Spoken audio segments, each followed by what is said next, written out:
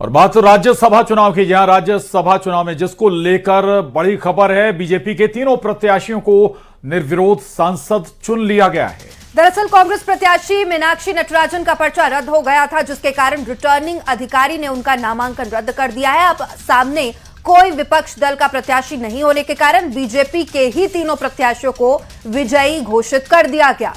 BJP से रजनीश अग्रवाल, तरुण चुग और महेश केवट को निर्विरोध चुन लिया गया। तीनों प्रत्याशियों को विधानसभा से जीत का प्रमाण पत्र भी मिल गया है। बीजेपी में जश्न का माहौल है। उधर कांग्रेस ने बीजेपी पर निशाना साधा है।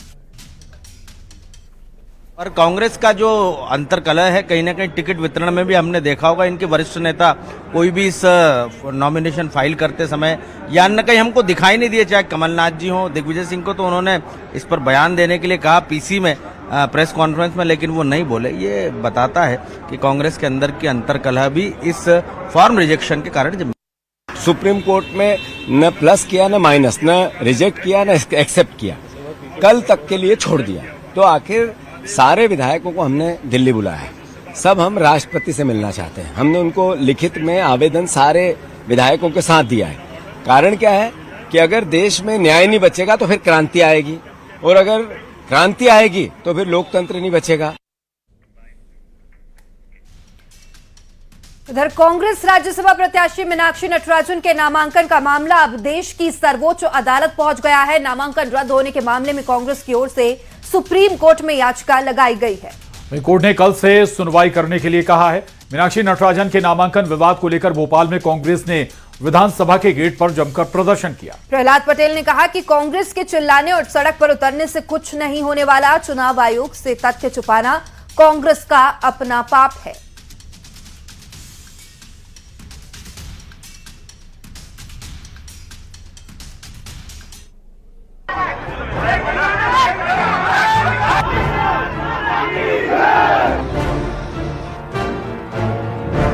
कांग्रेस राज्यसभा प्रत्याशी मीनाक्षी नटराजन के नामांकन का मामला अब देश की सर्वोच्च अदालत में पहुंच गया है। नामांकन रद्द होने के मामले में कांग्रेस की तरफ से सुप्रीम कोर्ट में याचिका लगाई गई है। याचिका को कोर्ट ने स्वीकार कर लिया है। कांग्रेस ने तुरंत सुनवाई की मांग की थी, लेकिन कोर्ट ने कल से सुनवाई के लिए कहा है।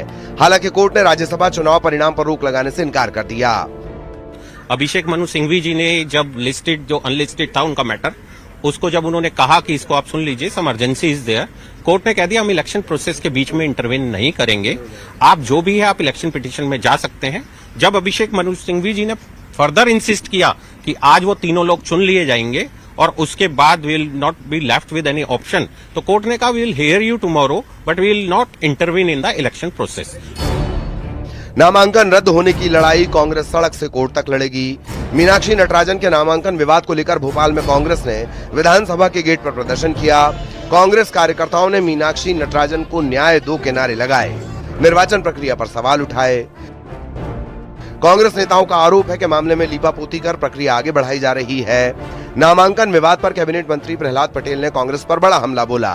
प्रहलाद पटेल ने कहा कि कांग्रेस के चिल्लाने और सड़क पर उतरने से कुछ नहीं होने वाला। चुनाव आयोग से तथ्य छुपाना कांग्रेस का अपना पाप है। चुनाव आयोग ने कोई विचार नहीं करा। उनके रिटर्निंग ऑफिसर ने स्पष्ट रूप से बिल्कुल नियमों की धज्जियां उड़ाई।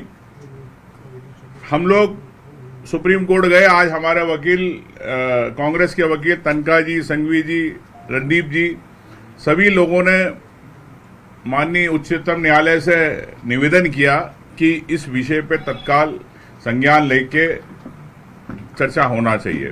कांग्रेस के लिए अनुसंधान का विषय है। ये लड़ती भिड़ती कांग्रेस अपने खुद के कर्मों से धरातल पर जा रही है।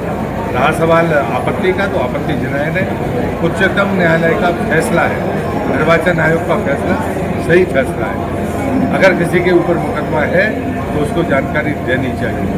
अगर हमारे पास में संपत्तियां हैं तो उसे छुपाने पर आपका नामांकन रद्द हो सकता है। वही हुआ है, जिसमें कांग्रेस के चिल्लाने से कुछ नहीं होगा। नामांकन में जानकारी छिपाने की वजह से कांग्रेस प्रत्याशी मीनाक्षी नटराजन का पर्चा रिटर्निंग ऑफिसर की तरफ से रद्द कर दिया गया था। इसके बाद से सियासी पारा हाई है। Bureau report, news 18।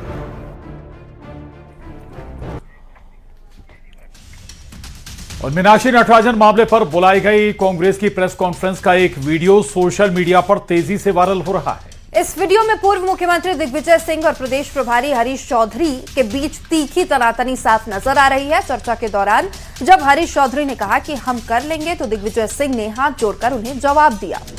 अब तो तब हो गई जब पीसीसी चीफ जीतू पटवारी ने दिग्विजय सिंह को माइक सौंपते हुए बोलने के लिए कहा, लेकिन उन्होंने मंच पर ही साफ इनकार कर दिया।